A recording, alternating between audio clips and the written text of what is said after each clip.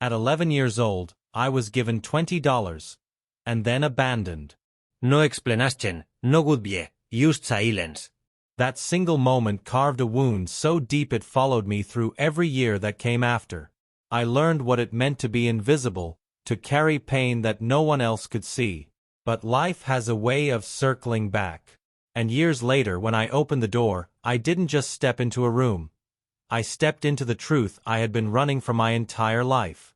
This is the story of how a forgotten child became unforgettable, and why the door I opened will leave you breathless. Point 1. The Forgotten Gift. I was 11 years old when the world taught me what it meant to be forgotten. It didn't happen in a dramatic explosion of anger or a storm of tears. It happened quietly, almost casually, like a door closing without a sound. A hand reached into a pocket, pulled out a crumpled $20 bill, pressed it into my palm, and then walked away. No words of comfort, no promise of return, no explanation. Just $20, and silence. At that age, $20 felt enormous.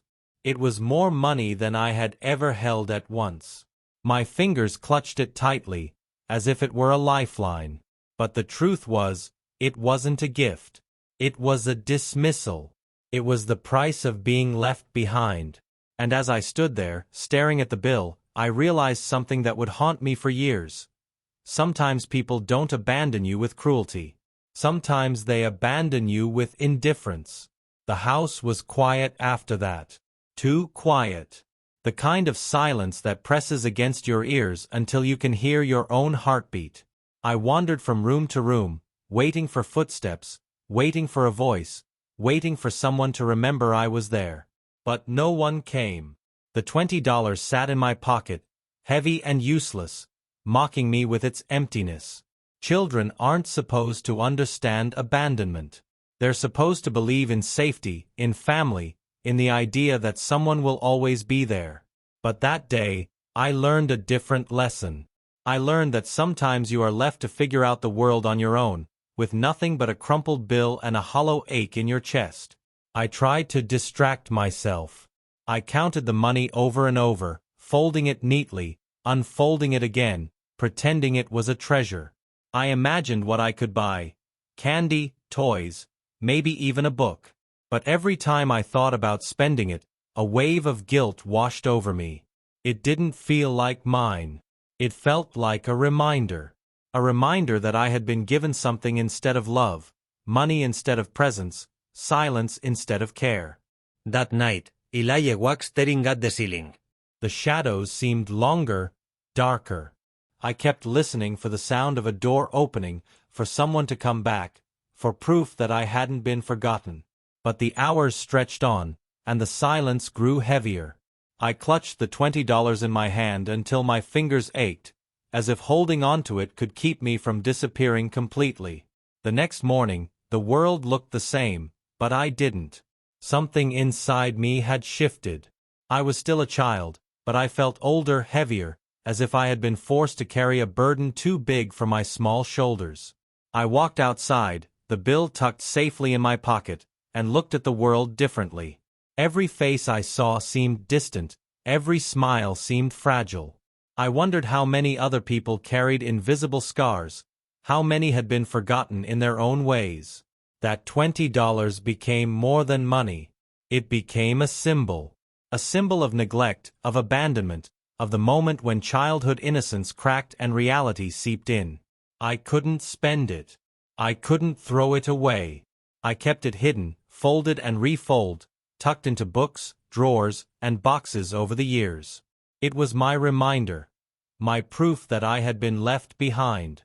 But here's the thing about symbols: they grow heavier with time. What started as a single moment became a shadow that followed me everywhere.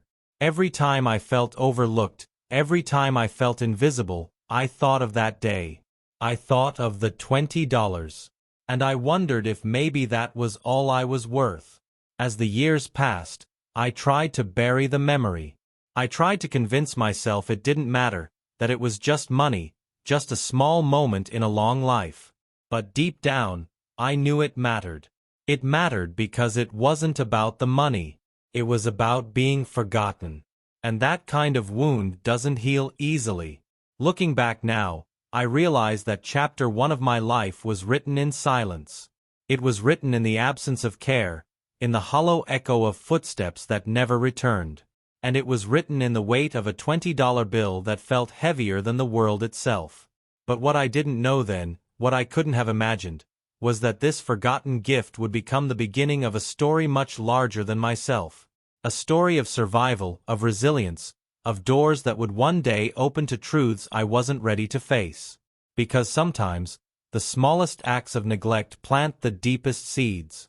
And those seeds grow into forests of memory, forests you must one day walk through, no matter how dark they are. And so, at 11 years old, with $20 in my pocket and silence in my heart, I took my first step into that forest. I didn't know where it would lead. I didn't know what I would find. But I knew one thing. I had been forgotten. And that truth would shape everything that came after. 2. The silence that followed. Silence has a way of becoming louder than any sound. After that day, when $20 became the only proof that someone had remembered me at all, the silence wrapped itself around me like a blanket I couldn't escape. It wasn't just the absence of voices in the house. It was the absence of care, of presence, of belonging.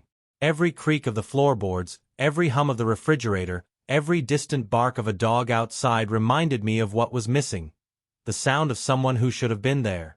At 11, silence is confusing. You don't know whether to fear it or accept it. I tried to fill it with noise, humming songs I barely knew, tapping my fingers against the table, pretending to talk to myself just to hear a voice. But no matter what I did, the silence always returned, heavier, stronger, pressing against me until I felt smaller than ever. Days blurred together. I woke up, ate whatever scraps I could find, and stared at the $20 bill as if it might explain something. I wanted it to speak, to tell me why I had been left, to give me a reason that made sense. But it never did. It just sat there, folded and crumpled, a mute witness to my loneliness. The silence wasn't used in the house. It followed me outside too. At school, I felt it in the way teachers overlooked me, in the way classmates laughed together while I stood at the edge, invisible. I carried the silence like a shadow, and the more I tried to escape it, the more it clung to me. There's a strange thing that happens when you're forgotten. You start to forget yourself.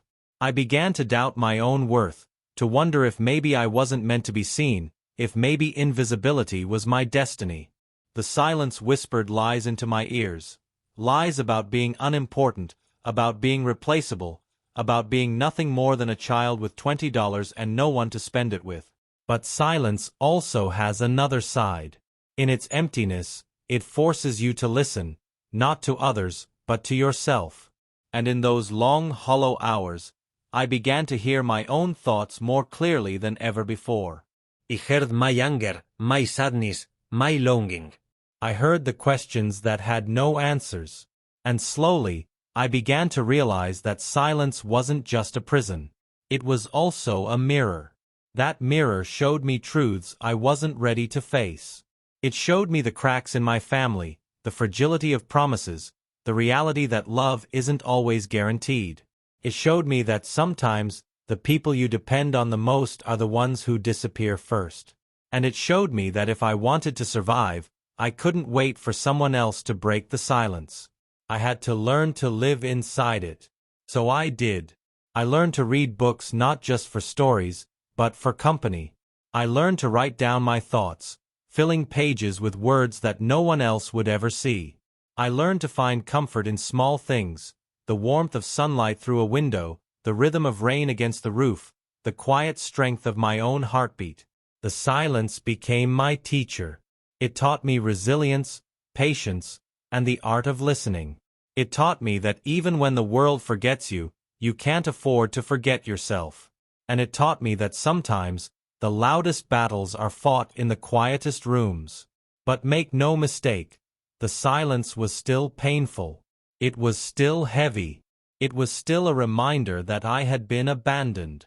And every night, as I lay in bed clutching the $20 bill, I wondered if the silence would ever end, if the door would ever open, if someone would ever remember me again. Years later, I would look back on those days and realize that the silence was shaping me in ways I couldn't see at the time. It was carving strength into my bones, resilience into my heart, and determination into my soul. It was preparing me for the moment when I would finally open the door, the moment when the past and present would collide, and the silence would finally break. But at 11, all I knew was this: silence hurts. Silence isolates. Silence makes you question everything.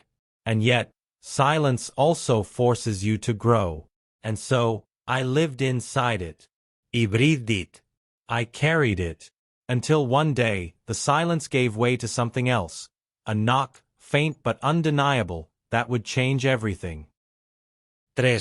Growing up invisible. Growing up invisible is not the same as growing up alone. Alone means you know you're by yourself. Invisible means you're surrounded by people, yet no one truly sees you. That was my reality after the day I was given $20 and forgotten. I walked through hallways, classrooms, and crowded streets, but it felt as if I were a ghost drifting among the living. At school, invisibility became my silent companion. Teachers called on other students, praised their answers, and noticed their struggles. My hand could be raised for minutes, aching in the air, but their eyes slid past me as if I weren't there.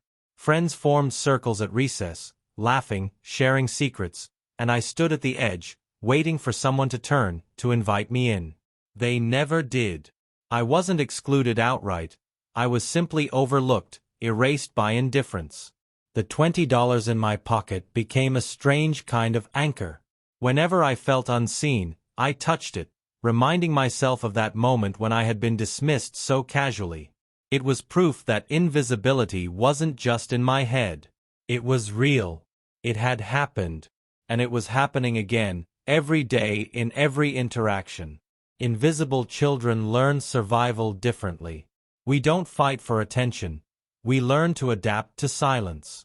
I became skilled at listening, at observing, at noticing the details others missed. I could tell when someone was lying by the way their eyes shifted, or when someone was hurting by the way their shoulders slumped. I became a shadow, watching the world unfold without being part of it. But invisibility has a cost. It eats away at your sense of worth. It whispers that you don't matter, that you're replaceable, that you could vanish and no one would notice. I carried that whisper with me everywhere, and it grew louder as the years passed. At home, the silence was heavier. Meals were eaten without conversation. Rooms were filled with absence rather than presence. I learned to cook small things for myself, to wash my own clothes, to pretend I didn't need anyone. But deep down I did. I needed someone to see me, to acknowledge me, to remind me that I wasn't just a shadow drifting through life. There were moments when I tried to break the invisibility. I spoke louder, laughed harder, tried to insert myself into conversations. But the more I tried, the more awkward it felt, as if I were forcing myself into a world that had already decided I didn't belong. So I stopped trying. I retreated into books, into stories where characters were seen, loved, and remembered. I lived through them, imagining what it would feel like to matter. And yet, invisibility gave me something unexpected: resilience. When no one sees you, you learn to see yourself. I began to write journals, filling pages with thoughts, dreams, and fears. I wrote letters to people who would never read them, conversations with voices that would never answer. Writing became my way of proving I existed, my way of carving myself into the world even if no one else noticed. Still, the ache remained. Every birthday felt hollow, every holiday felt empty. I wondered if invisibility was permanent, if I would grow into an adult who drifted through life unnoticed, forgotten, erased. The thought terrified me. But here's the truth I didn't know then: invisibility is not forever. It shapes you, scars you, but it also prepares you. It teaches you to endure, to observe, to understand the world in ways others can't. And one day, it forces you to step into the light, because shadows cannot exist without it. Years later, when I opened the door, I realized that invisibility had been both my curse and my training. It had taught me to survive silence, to endure neglect, to carry pain without breaking. And it had prepared me for the moment when I would finally be seen. But at 11, 12, 13, I didn't know that. All I knew was this: I was invisible. And invisibility is the heaviest burden a child can carry. 4. The weight of $20. $20. To most people, it's nothing more than a small bill, a casual exchange, a forgettable piece of paper that slips through hands every day. But to me, it was heavier than gold. It wasn't just money, it was the measure of my worth, the symbol of abandonment, the reminder that love had been replaced with currency. I carried that bill everywhere. Folded neatly, tucked into my pocket, hidden inside books, slipped under my pillow at night. It became more than an object. It became a companion. Whenever loneliness pressed against me, I touched it, as if the crumpled paper could answer the questions that haunted me. Why was I left behind? Why was I forgotten? Was $20 all I was worth? The weight of that bill wasn't physical. It was emotional. It pressed against my chest, reminding me of the silence that followed. It whispered that I had been dismissed, that my existence had been reduced to a transaction. And the more I thought about it, the heavier it became, until it felt like I was carrying a stone inside me. I couldn't spend it. I couldn't let it go. Every time I imagined buying something, candy, toys, even food, guilt stopped me. Spending it felt like erasing the memory, like pretending the abandonment hadn't happened. So I kept it, untouched, sacred in its pain. Over time, the $20 transformed into a mirror. It reflected back my insecurities, my doubts, my fears. It reminded me of every moment I felt invisible, every time I was overlooked, every time I wondered if I mattered. It became a symbol of my identity, not who I was, but who I believed myself to be. Forgotten, undervalued, replaceable. But symbols are powerful. They shape the way we see ourselves, the way we move through the world. That $20 became the lens through which I viewed everything. When someone ignored me, I thought of the bill. When someone dismissed me, I thought of the bill. When someone left me out, I thought of the bill. It was always there, whispering, reminding, weighing me down. And yet, in its heaviness, it also gave me strength. Because carrying that weight taught me endurance. It taught me how to survive neglect, how to live with silence, how to keep moving even when the world seemed to forget I existed. The $20 was both my curse and my training. There were nights when I stared at it under the dim glow of a lamp, tracing the numbers, the faces, the lines. I wondered if the person who gave it to me had thought about what it meant, if they had realized the message it carried. To them, it was probably nothing, a careless gesture, a way to quiet a child. But to me, it was everything. It was proof that I had been abandoned. Years later, I would realize that the $20 wasn't just a symbol of neglect. It was also a seed of resilience, of determination, of the hunger to prove that I was worth more than paper. That seed would grow into something larger, something stronger, something that would one day push me to open the door and face the truth. But at 11, 12, 13, all I knew was this: $20 is heavy when it carries the weight of being forgotten. And I carried it everywhere, waiting for the day when its meaning would finally change. 5. Doors that never opened. Life is full of doors. Some open easily, welcoming you into warmth and belonging. Others stay locked, no matter how hard you knock. And then there are the doors you never even get the chance to approach. Doors that remain invisible, hidden by circumstance, by neglect, by silence. For me, growing up invisible meant living in a hallway lined with doors that never opened. I remember walking past opportunities the way other children walked past playgrounds. Scholarships I never applied for because no one told me they existed. Clubs I never joined because no one invited me. Friendships I never built because I was too afraid of rejection. Each mischance was a door I saw but couldn't touch, a possibility that slipped away before I even realized it was there. At school, doors closed quietly. Teachers praised the loud, the confident, the visible. I was none of those things. My essays were read but rarely remembered, my answers correct but rarely acknowledged. I sat in classrooms where doors to recognition swung wide open for others, while mine remained shut. And every time I watched someone else walk through, I felt the weight of my $20 bill pressing against me, reminding me that I was destined to be forgotten. Outside of school, the doors were even more elusive. Family gatherings where conversations flowed around me, jobs I was too young to apply for, mentors who never noticed me. I learned to stop expecting doors to open. I learned to stop knocking. I learned to accept that invisibility meant living in a world where doors were for other people, not for me. But here's the thing about doors. Even when they don't open, you still see them. You still feel their presence. You still wonder what's behind them. And that wondering can be both a curse and a gift. The curse was obvious. Every closed door reinforced the belief that I wasn't worthy, that I wasn't meant to belong, that I wasn't meant to succeed. I carried that belief like a shadow, letting it shape my choices, my actions, my dreams. I stopped aiming high because I assumed the doors would stay shut. I stopped reaching out because I assumed no one would answer. But the gift was hidden. The gift was resilience. Because when doors don't open, you learn to build your own. You learn to carve paths where none exist, to create opportunities out of scraps, to survive in spaces where others would crumble. I didn't know it then, but every closed door was teaching me how to construct my own hallway, my own destiny. Still, the pain was real. I remember nights lying awake, imagining doors that might have opened if things had been different. If someone had seen me. If someone had cared. If someone had remembered.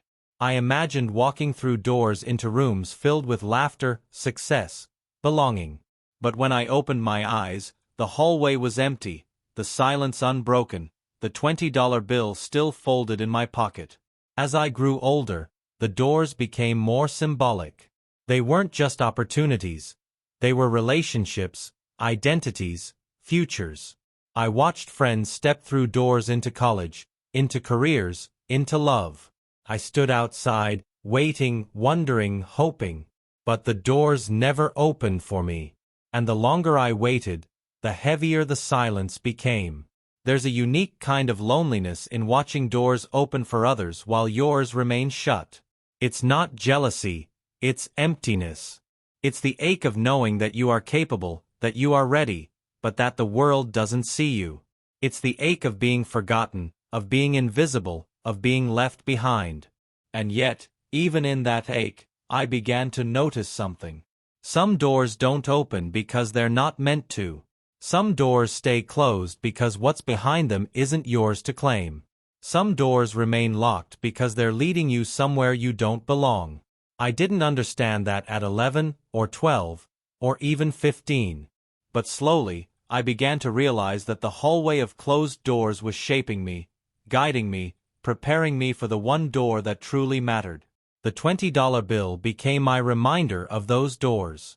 Every time I touched it, I thought of the opportunities one had missed, the rooms I had never entered, the voices I had never heard.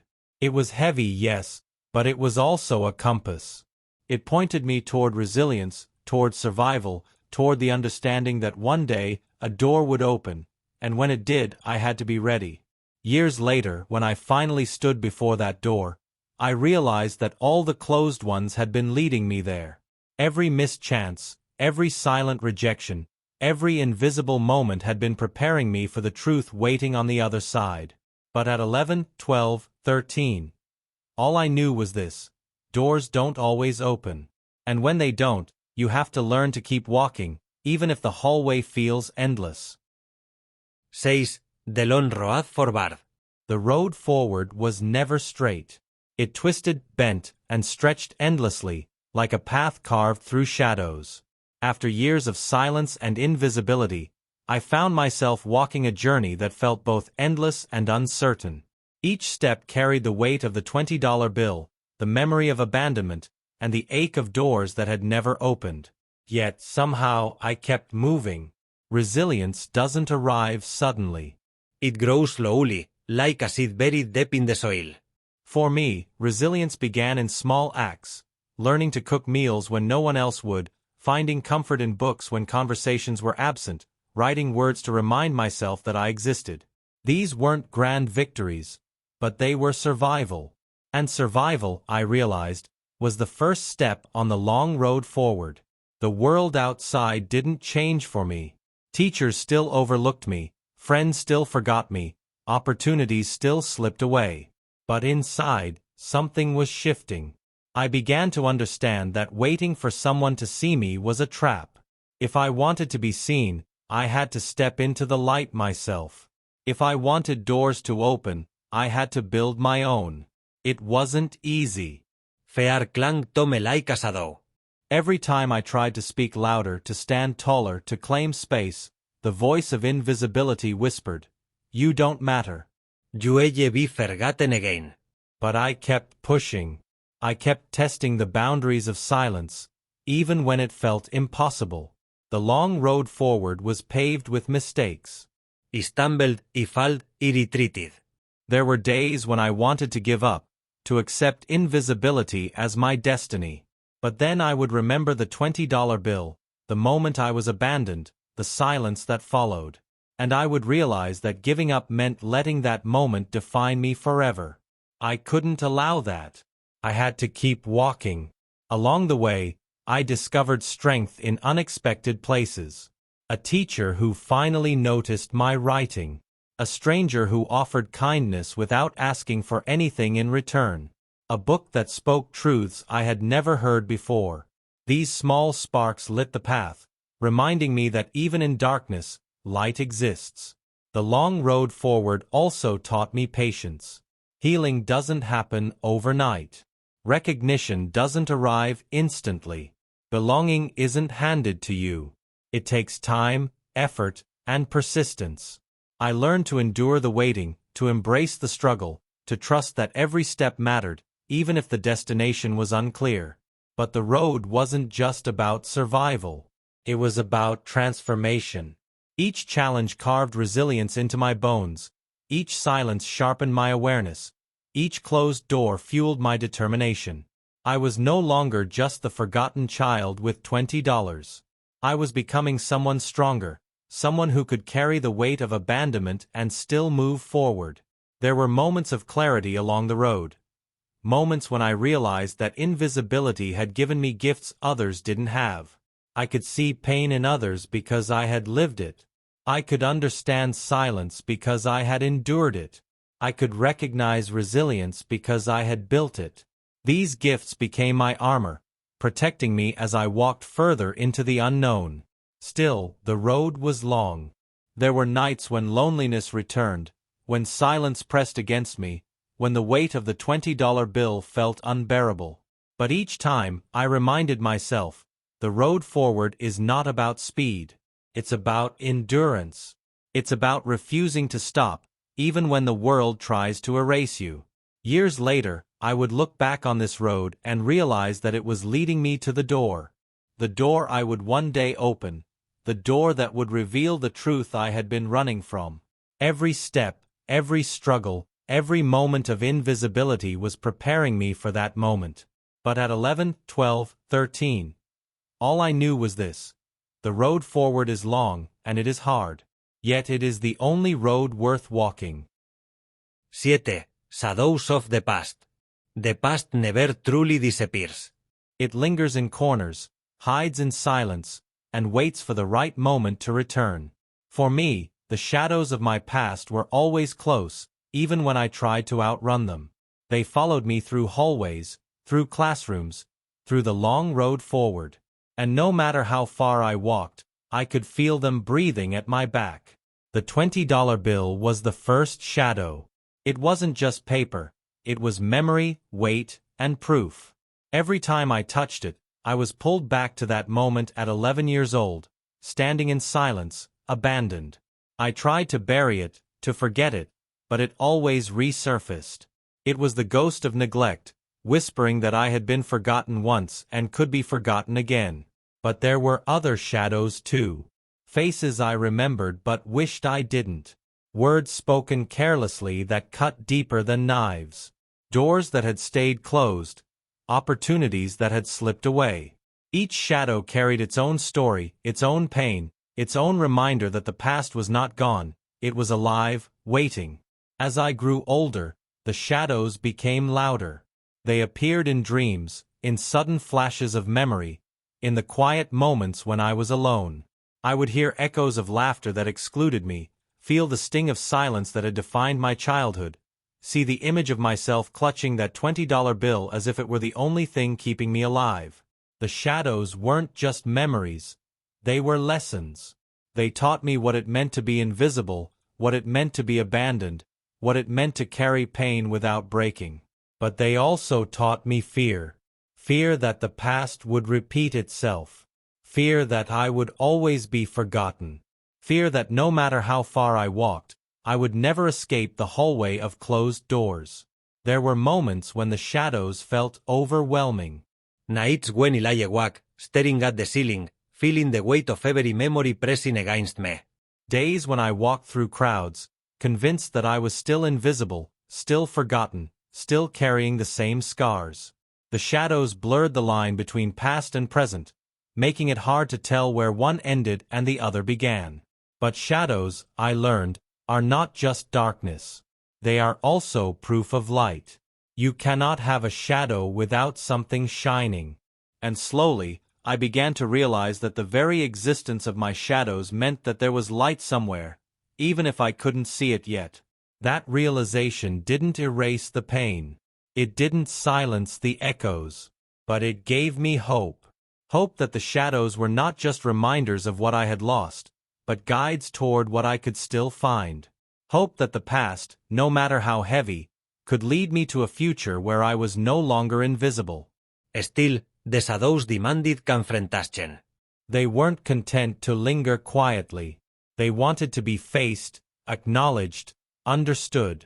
And deep down, I knew that I couldn't keep running forever. One day, I would have to turn around and face them. One day, I would have to open the door they were guarding. Years later, that day came. A knock at the door, faint but undeniable, pulled me back into the shadows I had tried to escape. My heart raced, my hands trembled, and I knew the past was here. The shadows had followed me, and now they were waiting on the other side. But at 11, 12, 13, all I knew was this: the shadows of the past never truly disappear. They wait, they linger, and eventually, they demand to be faced. 8. The knock at the door. The silence had become my world. 4 years, it was the background noise of my existence. Heavy, suffocating, and constant. I had grown used to it, learned to live inside it, even convinced myself that it was permanent. But silence has a way of breaking when you least expect it. And for me, it broke with a single sound, a knock at the door. It wasn't loud. It wasn't urgent. It was faint, almost hesitant, as if whoever stood on the other side wasn't sure they wanted to be there. But to me, it was thunder. It was the sound of possibility, of change, of confrontation. My ear trust, my breath caught, and for a moment I froze. I had spent years imagining doors that never opened, opportunities that slipped away, shadows that haunted me. And now, here was a door, real, tangible, waiting. The knock echoed through the house, cutting through the silence like a blade. I stared at the door, afraid to move, afraid to answer, afraid of what I might find. The knock came again. Softer this time, but insistent. Whoever was out there wasn't leaving. They were waiting. And suddenly, I realized that this was the moment I had been walking toward all along. The long road forward, the shadows of the past, the weight of the $20 bill, they had all been leading me here. To this door. To this knock. My mind raced with questions. Who could it be? A stranger? A friend? Someone from the past? Was it the person who had given me the $20 all those years ago? Was it someone who had forgotten me, now remembering? Or was it something else entirely, a truth I wasn't ready to face? Fear gripped me. What if opening the door meant reopening wounds I had tried to bury? What if it meant facing the abandonment all over again? What if it meant discovering that I was still invisible, still forgotten, still unworthy? The silence had been painful, but it was familiar. The knock was unknown. And the unknown was terrifying. But deep down, I knew I couldn't ignore it. I couldn't pretend it wasn't there. I couldn't let the knock fade into silence. Because this was more than a sound, it was a call. A call to face the past, to confront the shadows, to step into the truth. Slowly, I walked toward the door. Each step felt heavier than the last, as if the weight of my entire life was pressing against me. My hand trembled as I reached for the handle. The knock came again, steady, patient, waiting. I paused, my fingers hovering, my heart pounding. Memories flooded back, the day I was given $20, the silence that followed, the years of invisibility, the doors that never opened. All of it converged in this moment, in this door, in this knock. And then, with a deep breath, I turned the handle. The door creaked open, slowly, cautiously. Light spilled in, blinding me for a moment. And there, standing on the other side, was the past. Not just a person, not just a memory, but everything I had been running from. I don't remember the exact words spoken. I don't remember the details of the face I saw. What I remember is the feeling, the collision of past and present, the breaking of silence, the shattering of invisibility. The knock at the door wasn't just someone waiting outside. It was my history demanding to be faced. And in that moment, I realized something. You can't outrun the past forever. You can't live in silence forever. You can't carry the weight of abandonment without eventually confronting it. The knock at the door was inevitable, and opening it was the only way forward. Years of pain, years of invisibility, years of silence, all of it had led me here, to this door, to this knock, to this moment of truth. And as I stood there, facing what waited on the other side, I knew nothing would ever be the same again. 9. Opening the door. The door creaked as it swung open, and for a moment, time seemed to stop. The silence that had defined my childhood shattered in an instant, replaced by the weight of presence. Standing there was not just a person, it was the embodiment of everything I had been running from. The past had arrived, and it was staring me in the face. My heart pounded so loudly I could hear it echo in my ears. I had imagined this moment countless times, rehearsed it in dreams, feared it in nightmares. But reality was different. Reality was heavier, sharper, more unforgiving. The figure at the door carried with them not just their own presence, but the shadows of abandonment, the echoes of silence, the weight of the $20 bill that had defined me. I wanted to speak, but the words caught in my throat. Years of silence had trained me to hold back, to swallow my voice, to remain invisible. Yet here I was, face to face with the very person who had made me invisible. The urge to scream, to demand answers, to pour out every ounce of pain surged inside me. But all I could manage was a whisper. Why? The question hung in the air, fragile yet powerful. It wasn't just about the $20. It wasn't just about being forgotten. It was about everything. The silence, the invisibility, the closed doors, the shadows. It was about the years I had carried the weight of abandonment without explanation. The figure shifted, their eyes heavy with something I couldn't read, regret, guilt, or perhaps nothing at all. And in that moment, I realized something. Opening the door wasn't about them. It was about me. It was about facing the past, confronting the shadows, breaking the silence. Whether they gave me answers or not, whether they carried regret or indifference, didn't matter. What mattered was that I had opened the door. The confrontation wasn't loud. It wasn't violent.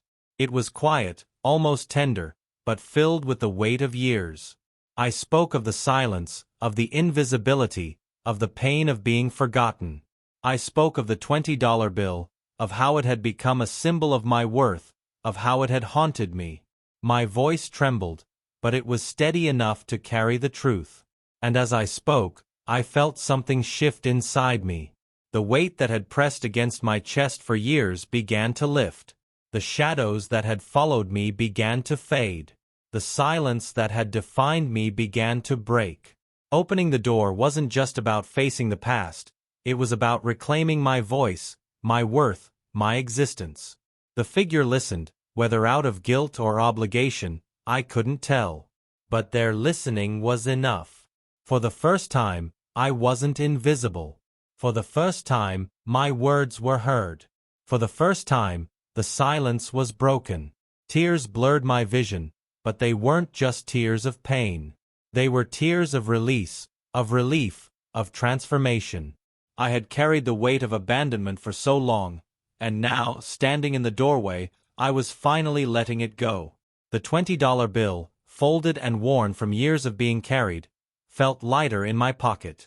It was no longer a symbol of neglect. It was a symbol of survival. It was proof that I had endured, that I had walked the long road forward, that I had faced the shadows and opened the door. In that moment, I understood something profound. The door wasn't just about the person standing on the other side. It was about me stepping through, me choosing to confront, me deciding to move forward. The act of opening it was the act of reclaiming my life. The conversation didn't solve everything. It didn't erase the past. It didn't heal every wound. But it was enough. Enough to break the silence. Enough to shatter invisibility. Enough to remind me that I was more than forgotten. I was seen. I was heard. I was alive. And as the door stood open, light spilling into the darkness, I realized that this was the moment I had been waiting for. The moment when the past and present collided, when silence gave way to voice, when invisibility gave way to presence. The moment when I finally stepped into the truth. Opening the door wasn't the end of the story. It was the beginning of a new one. A story where I was no longer defined by abandonment, no longer haunted by shadows, no longer silenced by invisibility. A story where I carried the $20 bill not as a burden, but as a reminder of resilience. And so, with the door open and the past before me, I took my first step into the future. 10. What was found inside? When the door finally opened, it wasn't just wood and hinges that gave way. It was years of silence, shadows, and unanswered questions. I had carried the weight of abandonment for so long that I expected the other side to be filled with pain. But what I found inside was something far more complex. Truth. Truth doesn't arrive neatly packaged. It doesn't explain itself in perfect sentences or erase the scars it uncovers. It arrives raw, jagged, and unrelenting. Standing in that doorway, I realized that the truth wasn't about the $20, or even about being forgotten. It was about survival. It was about resilience. It was about the person I had become because of everything I endured. Inside the door was not a magical resolution, not a sudden flood of love or recognition. It was confrontation.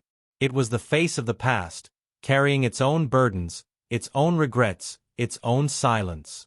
And in that confrontation, I discovered something I hadn't expected. Strength. Not theirs, mine. For years, I had believed that opening the door would mean answers. That I would finally understand why I had been abandoned, why I had been invisible, why I had been left with nothing but $20 and silence. But the truth was simpler and harder. Sometimes there are no answers. Sometimes people leave because they cannot stay. Sometimes they forget because remembering is too heavy. Sometimes they give you money because they have nothing else to give. And yet, in that painful simplicity, I found freedom. Because the absence of answers meant that I could stop searching for them. I could stop letting the past define me. I could stop carrying the weight of invisibility as if it were my destiny. Opening the door wasn't about finding explanations, it was about finding myself. What I found inside was not closure, but clarity. I saw that the $20 bill had never been about my worth. It had been about theirs, their inability to give more, their failure to show love, their silence. It wasn't a reflection of me. It was a reflection of them. And realizing that lifted a burden I had carried for far too long. I found resilience inside the door. The kind of resilience that only comes from surviving neglect, from enduring silence, from walking the long road forward.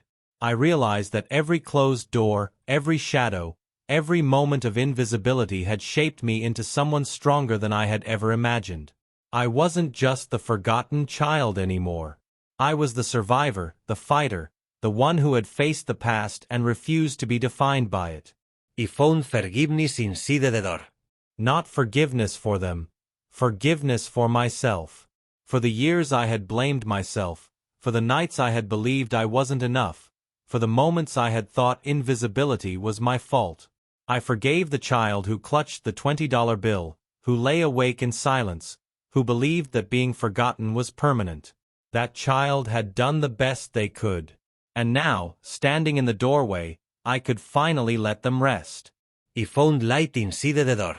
Not a blinding light that erased the darkness, but a steady glow that reminded me that shadows cannot exist without it.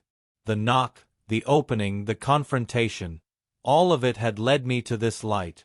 And in its glow, I saw a future where I was no longer invisible, no longer defined by abandonment, no longer carrying the silence as a burden. The $20 bill, worn and fragile from years of being carried, no longer felt heavy. It was no longer a symbol of neglect. It was a symbol of endurance. It was proof that I had survived, that I had walked through shadows, that I had opened the door and faced the truth. What I found inside was not the person I had been waiting for. It was not the apology I had imagined. It was not the love I had longed for. What I found inside was myself, stronger, braver, and more alive than I had ever been. And that, I realized, was enough. The story didn't end with the door. It began with it. Because opening the door was not the conclusion of my journey, it was the start of a new one. A journey where I carried resilience instead of abandonment, light instead of shadows, voice instead of silence. A journey where I was no longer invisible, no longer forgotten, no longer defined by $20 and neglect. What I found inside was freedom. Freedom to live, to speak, to be seen. Freedom to step into the future without the weight of the past. Freedom to remember that even the smallest acts of neglect can echo for years, but so can the smallest acts of survival. And so, with the door open and the truth revealed, I stepped forward.